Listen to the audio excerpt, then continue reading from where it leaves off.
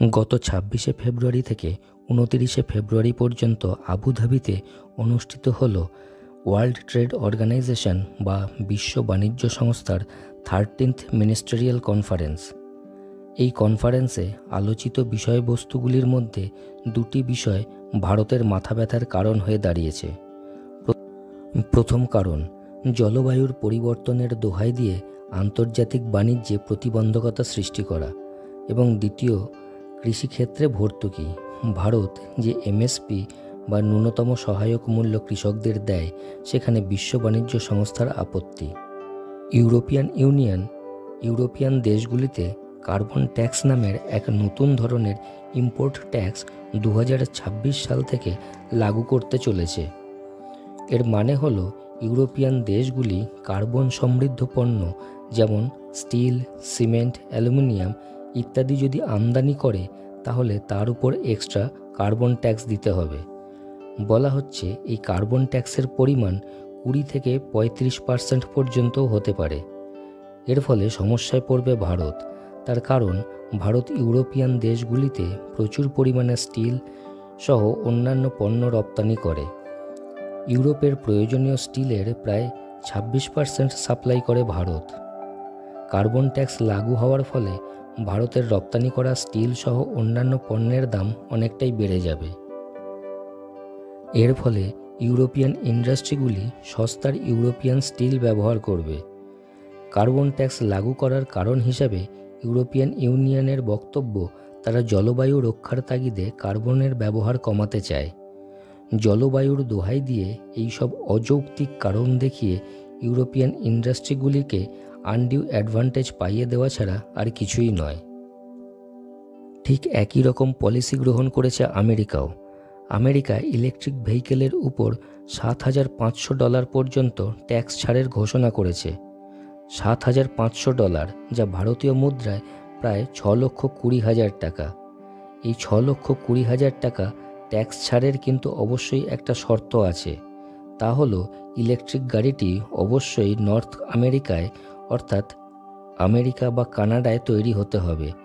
গাড়িটি যদি আমেরিকা বা কানাডা ছাড়া অন্য কোনো দেশে তৈরি হয়, তবে তার ট্যাক্স ছাড় পাবে না।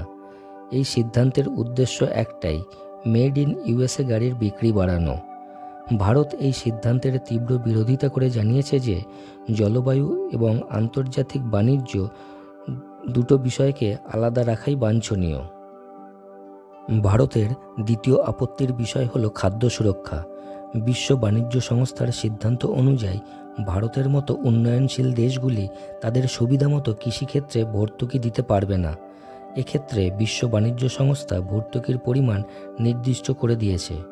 তা হলো কৃষিক্ষেত্রে মোট উৎপাদনের মাত্র 10% সরকার ভর্তুকি দিতে পারবে। ভারত এই বিষয়ে তার তীব্র আপত্তির কথা জানিয়েছে। সবথেকে অদ্ভুত বিষয় হলো, ভারতের মতো উন্নয়নশীল দেশগুলির জন্য কৃষিক্ষেত্রে ভর্তুকির পরিমাণ মাত্র 10%, কিন্তু উন্নয়নশীল দেশগুলিতে কৃষিক্ষেত্রে ভর্তুকির কোনো সীমা নেই। তারা তাদের ইচ্ছামতো কৃষিক্ষেত্রে ভর্তুকি দিতে পারে। আমাদের দেশের সিস্টেম হলো, সরকার ন্যূনতম সহায়ক মূল্য দিয়ে কৃষকদের থেকে খাদ্যশস্য সংগ্রহ করে। ন্যূনতম সহায়ক মূল্য হলো মিনিমাম সাপোর্ট প্রাইস বা এমএসপি। আমাদের সিস্টেম অনুযায়ী কৃষকদের থেকে খাদ্যশস্য সংগ্রহ করার পর তা স্টোর করা হয়, এবং পরে তা দেশের গরিব মানুষদের বা যাদের এই খাদ্যশস্যের প্রয়োজন, তাদের কম দামে বা কখনো বিনামূল্যে ডিস্ট্রিবিউট করা হয়। ফুড সিকিউরিটি বা খাদ্য সুরক্ষা আমাদের দেশের প্রায় 80 কোটি মানুষের জন্য অত্যাবশ্যকীয়, কারণ সরকারের তরফ থেকে এই সাপোর্ট তাদের একান্ত প্রয়োজন। আমাদের দেশে খাদ্য সুরক্ষা জাতীয় সুরক্ষার পর্যায়ে বিবেচিত হয়। এই বিষয় নিয়েই ভারতের সঙ্গে বিশ্ব বাণিজ্য সংস্থার মতবিরোধ শুরু হয়েছে। ভারত তার ভবিষ্যৎ প্রয়োজনের জন্য যে খাদ্যশস্য স্টোর করে রাখে, বিশ্ব বাণিজ্য সংস্থা তার বিপক্ষে। বিশ্ব বাণিজ্য সংস্থা চায় না ভারত খাদ্যশস্য স্টোর করে রাখুক। বিশ্ব বাণিজ্য সংস্থার হিসাব অনুযায়ী ভারতের এই কাজ অপ্রয়োজনীয়, কারণ এই মুহূর্তে ভারত বিশ্বের 5th লার্জেস্ট ইকোনমিক কান্ট্রি। কাজেই ভারতের মতো দেশে খাদ্য সুরক্ষার কোনো প্রয়োজন নেই।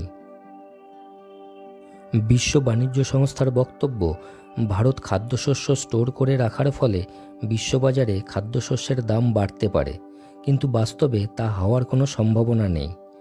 আসল ঘটনা হলো, এই মুহূর্তে ভারত অবশ্যই বিশ্বের 5th লার্জেস্ট ইকোনমি। ভারতের রেট অফ ডেভেলপমেন্ট অন্য অনেক ওয়েস্টার্ন ডেভেলপড কান্ট্রির থেকে অনেক বেশি, একথা সত্য। কিন্তু যদি ভারতের পার ক্যাপিটা ইনকাম দেখা হয়, তাহলে দেখা যাবে সেখানে একটা হিউজ ডিফারেন্স রয়েছে। পার ক্যাপিটা ইনকামের দিক থেকে ভারত অনেকটা পিছিয়ে। সেই কারণেই ভারতের মতো দেশের ফুড সিকিউরিটি বা খাদ্য সুরক্ষা অত্যন্ত আবশ্যক। ভারত সরকার বরাবর খাদ্য সুরক্ষাকে প্রাধান্য দিয়ে এসেছে এবং ভবিষ্যতেও দেবে।